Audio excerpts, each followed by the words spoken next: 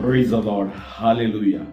Dear friends, I welcome you for the reflection of first Sunday of Lent readings. Today, February 18th. Let us pray. Heavenly Father, I praise you, I glorify you, I thank you for the love that you have towards us. Thank you for the season of Lent that you have given us to renew ourselves, to come back to your love and to experience your love through the Word of God. Lord, have mercy on us. Cleanse us as we journey in the season of Lent through these readings. Let these readings cleanse us, heal us, and prepare us for eternal life. We ask this through Christ our Lord. Amen. A reading from the book of Genesis, chapter 9, verses 8 to 15. God said to Noah and to his sons with him, Behold, I establish my covenant with you and your offspring after you, and with every living creature that is with you, the birds, the livestock, and every beast of the earth with you, as many as came out of the ark. It is for every beast of the earth. I establish my covenant with you, that never again shall all flesh be cut off by the waters of the flood, and never again shall there be a flood to destroy the earth. And God said, This is the sign of the covenant that I make between me and you, and every living creature that is with you. For all future generations I have set my bow in the cloud, and it shall be a sign of the covenant between me and earth.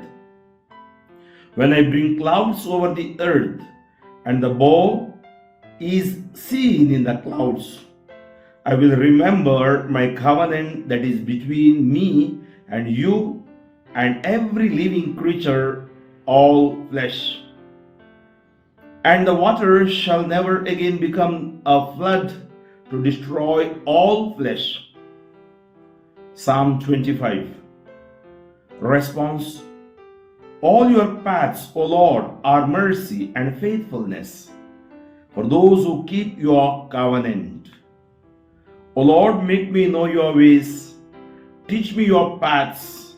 Guide me in your truth and teach me, for you are the God of my salvation. All your paths, O Lord, are mercy and faithfulness for those who keep your covenant. Remember your compassion, O Lord, and your merciful love, for they are from of old. In your merciful love, remember me because of your goodness, O Lord. All your paths, O Lord, are mercy and faithfulness for those who keep your covenant. Good and upright is the Lord. He shows the way to sinners. He guides the humble in right judgment. To the humble he teaches his way. All your paths, O Lord, are mercy and faithfulness for those who keep your covenant. A reading from the first letter of Peter, chapter 3, verses 18 to 22.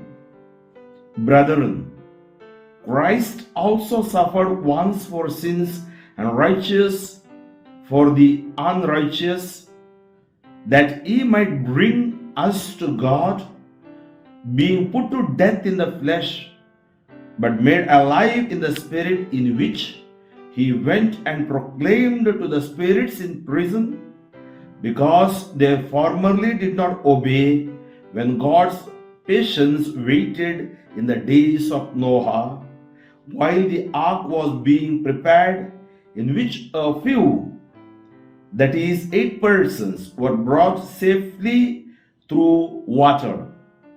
Baptism, which corresponds to this, now saves you, not a removal of dirt from the body, but as an appeal to God for a good conscience through the resurrection of Jesus Christ, who has gone into heaven and is at the right hand of God, with angels, authorities, and powers having been subjected to him. Acclamation. Glory and praise to you, O Christ. Man shall not live by bread alone, but by every word that comes from the mouth of God. Glory and praise to you, O Christ. A reading from the Gospel of Mark, chapter 1, verses 12 to 15. At that time, the Spirit drew Jesus out into the wilderness, and he was in the wilderness 40 days, being tempted by Satan. And he was with the wild animals, and the angels were ministering to him. Now, after John was arrested, Jesus came into Galilee, proclaiming the gospel of God, and saying, the time is fulfilled, and the kingdom of God is at hand. Repent and believe in the gospel. Dear friends, we are already in the season of Lent. The message of the Lent is very clear. Repent and believe. Repent for your sins. Believe in the merciful love of God and the word of God.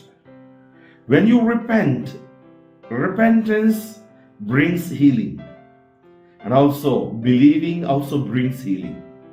So we are not going to lose anything during Lent. It is a blessing for us. But there are hurdles. Those hurdles are temptations. How do we know those temptations? We have heard the reading on the Ash Wednesday. Through prayer, through fasting, through almsgiving. And these are the basic things of our spirituality. Let us see these three readings in this light. Temptations. Compared with the accounts of Matthew and Luke, which give detail of the three temptations, St. Mark's account is the shortest. First, no place is free from temptation. There is temptation in every company, but being alone also has its own temptations. Satan never sleeps. Satan never sleeps. He goes about like a roaring lion, seeking him whom he can devour. If he tempted Jesus, he will not spare you and me. We need to stand up to and resist him with faith. The gospel text of today follows immediately after the baptism of Jesus. You are my son, the beloved, my favor rests on you. What a precious privilege publicly proclaimed by the Father. Great graces are wont to be followed by extraordinary temptations. Graces we receive from God do not shield us from temptations, but sustain us when we are tempted. Repent and believe in the good news, says Jesus as he enters Galilee. Repentance means a change of mind, a change of attitude, a change of heart, a change of direction, and a change of life. Difficult, yes, but delightfully rewarding. The sweetness of the apple makes up for the bitterness of the root. The hope of gain makes pleasant the perils of the sea. The expectation of health mitigates the nonsenses of medicine. He who desires the kernel must break the nut. So he who desires the joy of a holy conscience swallows down the bitterness of penance, says Saint Jerome. Have patience with all things, but first of all, have patience with yourself. Dear friends, it's wonderful readings that we had today, the faithfulness of God in the first reading. And in the second reading, it's very beautiful. Read it again and again. We are connected with God through baptism. And through baptism, we have received the graces. God gives His grace to us. God is with us, Emmanuel. He will never let us down. He will send His angels as it is promised in Psalm 91. Now the question, what we must to do? What we have to do? We have to come back. Come back like a child. Come back with all your shortcomings. Offer them to the Lord. Humble yourself. Fasting makes us humble. Sitting in front of the Blessed Sacrament makes us humble. Coming to the church makes us humble. And you will never stumble. Humility is the greatest blessing in the spirituality. Lent teaches us humility. Humility leads us to humanity. And these things makes us divinity to bring to the people. Through our actions, through our words, and through our mission and ministry. Let us pray. Heavenly Father, I praise you, I glorify you, I thank you. Thank you for this Sunday of Lent. Let this Lent bring strength to each one of us in our spiritual lives and through that in our physical lives also. I pray for the healing and anointing and deliverance for the people. As we heard the word of God, let this word of God bring healing each one of us. Your Son is the healer and the Savior. There is nothing impossible for Him. In His name when we pray, we attain victory. I pray that same victory may be experienced by the people today. Those who are listening to me, bless them mightily. Bless their homes. Bless their families. Bless their children, kids. Bless their youth. Every one of them. So that everything may fall in line according to your will. Let this Lent strengthen our faith. The problem that we are facing, the challenges that we are facing, the violence that is on us, you know it, Lord, because we belong to you. Have mercy on every person on this earth because they belong to you. Give us the grace to love everyone, to pray for everyone, so that we may be victorious over the violence of the devil. Devil has no authority over us. Lord, your Holy Spirit never sleeps. When I am awake, when I am sleeping, your Holy fill me with your Spirit. Let thy Spirit lead me. Let thy Spirit cleanse me. Let thy Spirit anoint me for greater glory of God. May God bless you. May Jesus, our Master and Lord, heal you. And may Holy Spirit sustain you. In the name of the Father, and of the Son, and of the Holy Spirit. Amen. In Jesus' name we say, Amen.